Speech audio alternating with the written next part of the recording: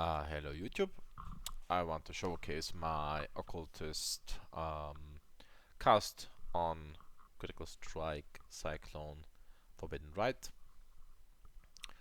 I've had immense fun with this build and I've been doing a lot of field with it. And you can also map with it. Kind of want to showcase it. I have, just to showcase, an 87 quant with pretty hardcore defeat, just to showcase how strong it is and how much you can ignore with this build, essentially. So this is the Syntet. I always go for the Dread first. Even if he dies, the ring doesn't go away. And then the Cortex boss. I generally ignore Zeros because it takes so long to kill him. So I just ignore everything else and then I kill. I normally always prioritize Shaper first. It's seriously so annoying in the field. Kill Shaper and then kill Cyrus last.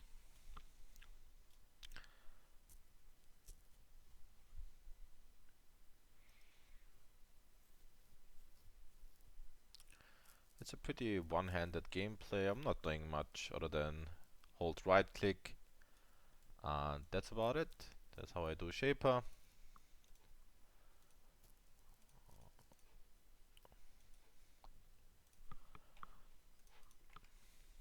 Not many things, but generally you get a lot of things. Awakener Orb and Prismatic Jewel can drop from here. You can also map relatively easily. Let's try a random Harby map, which I'm doing currently to get higher level. It's essentially pretty easy. This is just a tier 16 8 mod. Most of the mods I completely ignore. The one I don't like to ignore is the reduced chance to block, because this build is heavily reliant on blocking. I even have a Rumis concoction just to block more. And I mean, I can stay in the middle of this, it doesn't really hurt me that much, but if I have reduced chance to block, it does a lot of damage.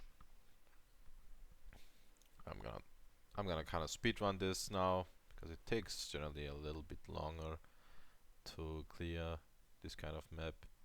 But I just go through, only right click, I don't even have to do anything else. My movement ability is Whirling Blades, but I don't really use it that much, just to be faster a bit. That's the boss, and he instantly dies. I'm gonna clear this map another time, I guess. But this is how I map. What I'm doing with this build is a bit different. I'm not using any of the Bloodline Ascendancies.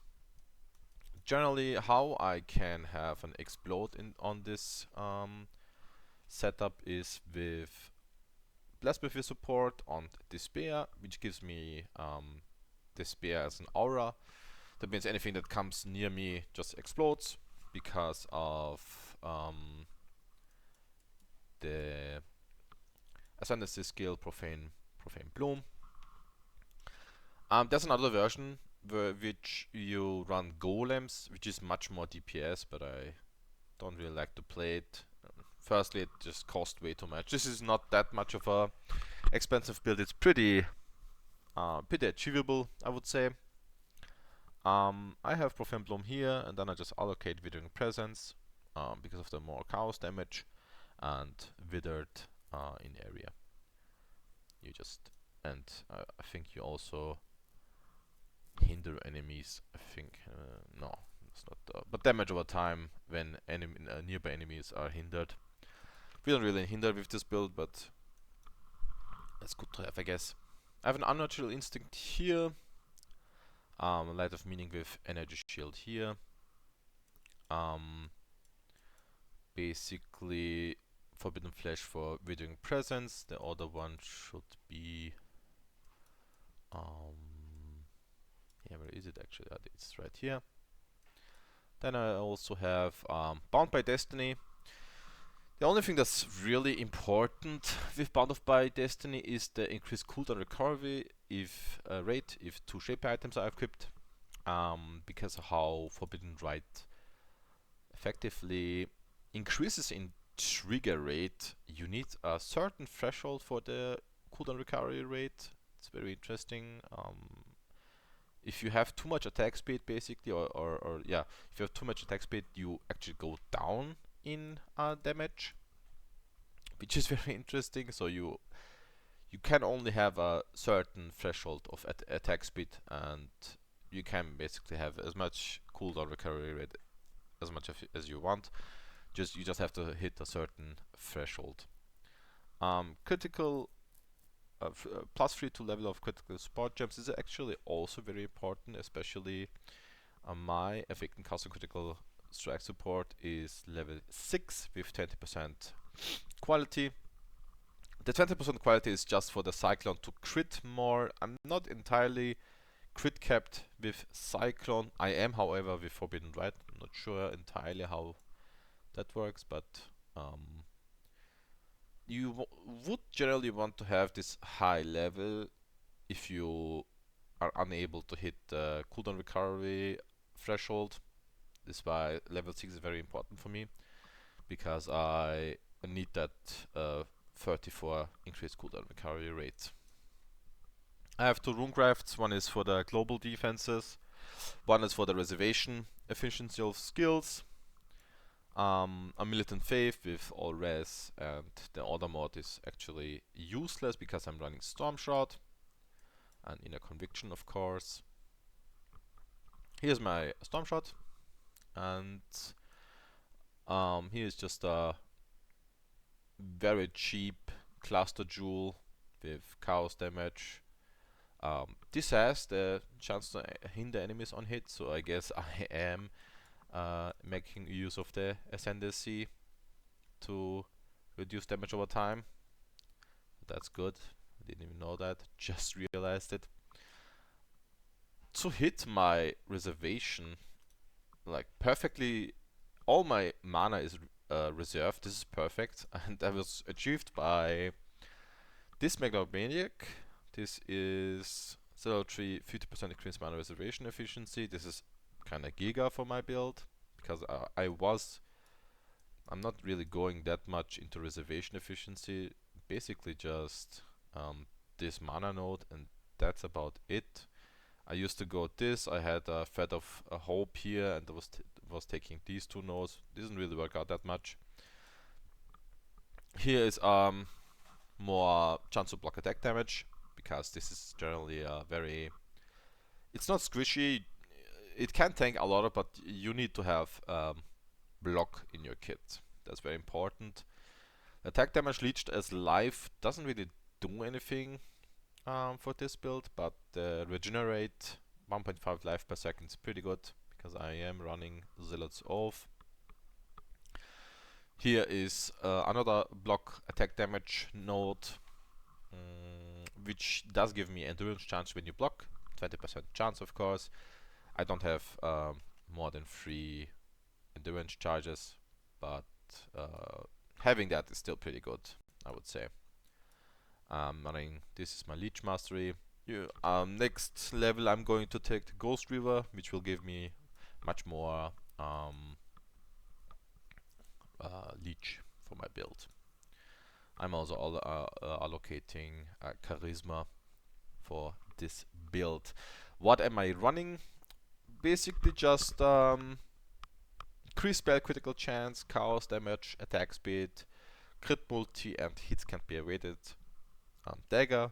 You don't need the chaos skills have increased skill effect duration, or the cold damage is a also dead mode.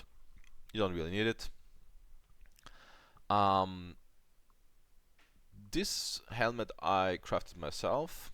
I basically just made it shaper, and I think I was spamming reforged defenses, and I hit a triple tier 1, which was pretty good.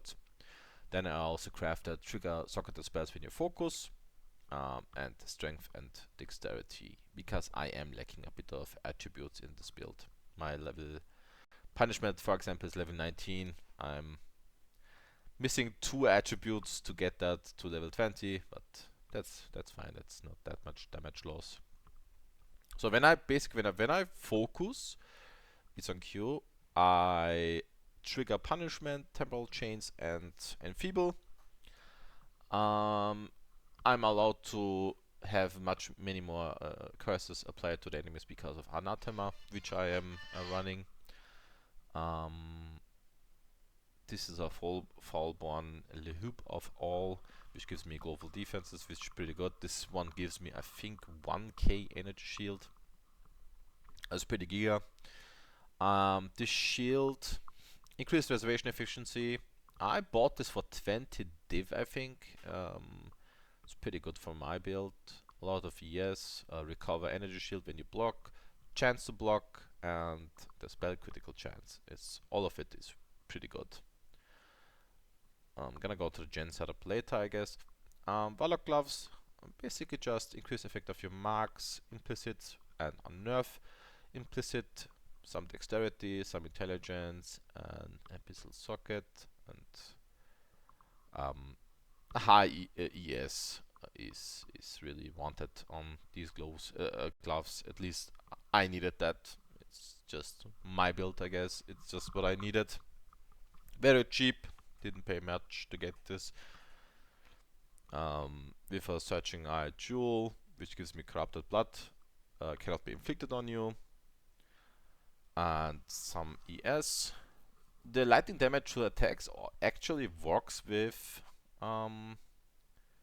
Cyclone, so there is a chance to actually shock someone, which would actually make just debuff the enemy, give them shock, and then make you deal more damage. It's pretty cool. Mage blood, pretty standard. And these Warlock boots, which have 100% chance to avoid being shocked. As that's the most important mod actually on these boots. I guess the even more important is the increased cooldown recovery rate. Then I have standard Twilight Regalia, very cheap, some res and a lot of ES. And my gem setup is Assassin Mark, combined with Mark on hit support, then Whirling Blades, so I can just move around a bit. It's pretty fast. You can also just go shield charge, of course, but I kind of want to play with the Whirling Blades. It's pretty fun. Precision here with punishment, temporal chance and enfeeble. Flesh and Stone, Tempest Shield, and an Enlighten support. Always go Sand Stance, of course. In here I have a Discipline, Zealotry, and Enlighten. And in here I have Automation with Withering Step and the Blasphemy support with Despair. I needed the Awakened Blasphemy support because it was cheaper than to get 2 level 4 Enlightens on these 2 item slots. Room is Concoction just to get my block attack damage and block spell damage. This is basically needed for that. It is a Awakened cast on critical strikes build, so you kind of need the crit. It's very important. This is just a Ruby Flask to get. I guess I forgot to show it off. There's a melding of flesh here, so I can get 80%. So this is achieved with this Ruby Flask and I just crafted the regen. I have, I think, 1.5k regen per second. I love the regen. It's pretty cool. Silver Flask with crafted damage taken from hits leeches life during effect. Works pretty good with the with this mastery, I guess. You just have a lot of leech per second with this. I'm trying when I get 2 more levels to run a over leech setup, but it's gonna take a while. And just Abysmal Flask because we are running a Melting of Flesh build, so I need the LRS. It's very very important. Of course, everything is 70% increase effect because I have a mage blood, so why not do that? So this is my build.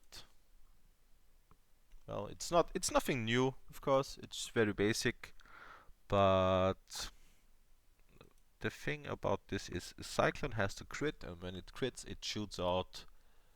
I actually didn't show the the main link Cyclone with Awakened Cast and Critical Strike support, Void Manipulation Awakened version, Power Charge and Critical Support. I don't really need it when mapping, but it's good to have it when you're doing the field or doing boss rushes, just to get 100% uptime on the power charges. I have 7 on this build. Greater multiple projectiles. It's the vacant version, but you can just go greater volley as well. And Forbidden Rite of Soul Sacrifice. Main damage source. Because the Whispers of Infinity, so then I don't have any mana issues. I mean, just so that I can actually use my abilities. It's very important. So. Right. With the setup, I am basically Corrupted Blood immune with my Abyss Jewel. I am immune to elemental ailments with my Storm Shot and my boots. That's pretty good. I have endurance charges when I block, so that's when I'm mapping. It's always up. It's pretty good. So basically, if I have this endurance charges and sandstone, of course, my elemental max hit is pretty high. I'm loving this. Can do the bosses very very quickly. Forbidden Rite of Soul Sacrifice. So this is very important that when playing this kind of build, you have to be careful of the trigger rate. This trigger rate cap. It says right here, extra ICDR of 71% would be needed to reach the next breakpoint. If my Bound of Destiny, actually let's just do it like this, the Awakened Critical Strike gem gives more cooldown recovery the higher level it is, so this is very needed. Because if I drop this, the Awakened Cast and Critical Strike would be just level 6 and it would just give 25 increased cooldown recovery rate. If I give it, however, 3 levels, you can see that my DPS basically almost 50% more. I guess it doubles it then. Yeah, it actually doubles my entire DPS. And if all my projectiles hit the enemy, I deal 60 million damage. It's not that much, but you can do the field with it, you can do Ubers with it. It's pretty fun to play.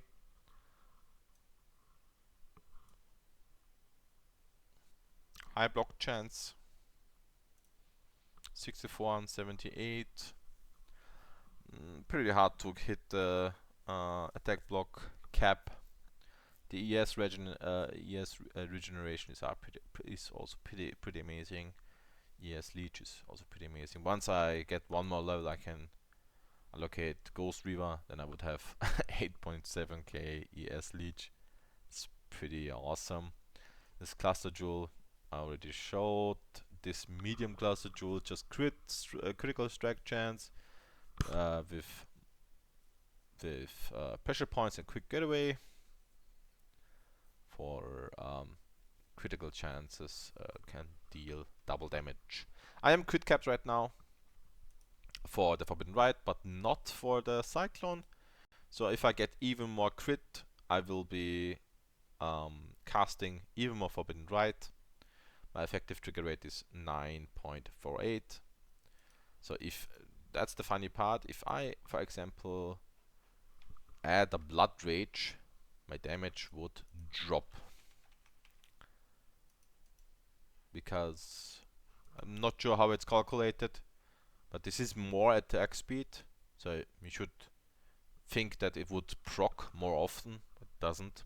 So it actually you need to hit a certain threshold of attack speed and cooldown recovery rate, and once you have the perfect size, or I guess the value, then that's the most DPS you can do.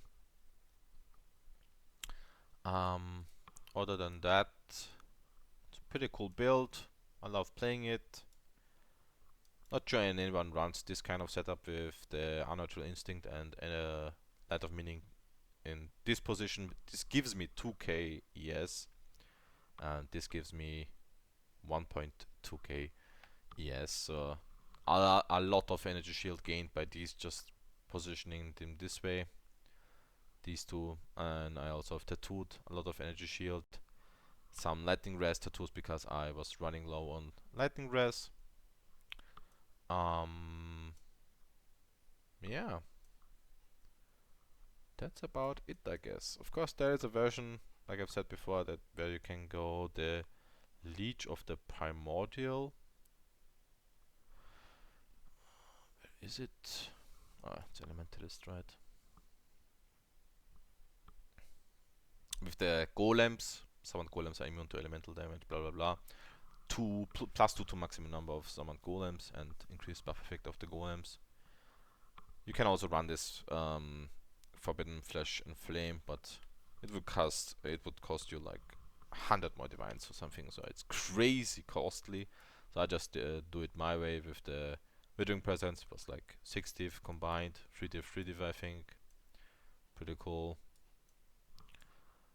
Elemental ailment immune, high block chance, high ES, a lot of damage, good physical max hit,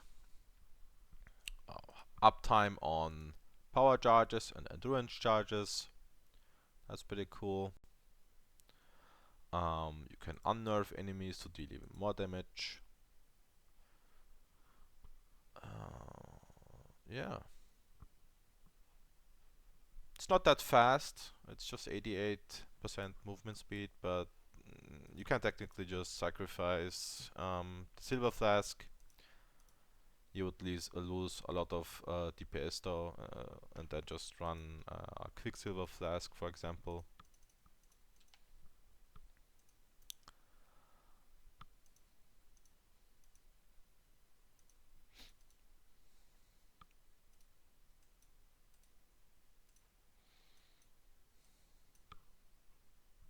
So it would make you much faster. Then you could technically also go the Blood Rage.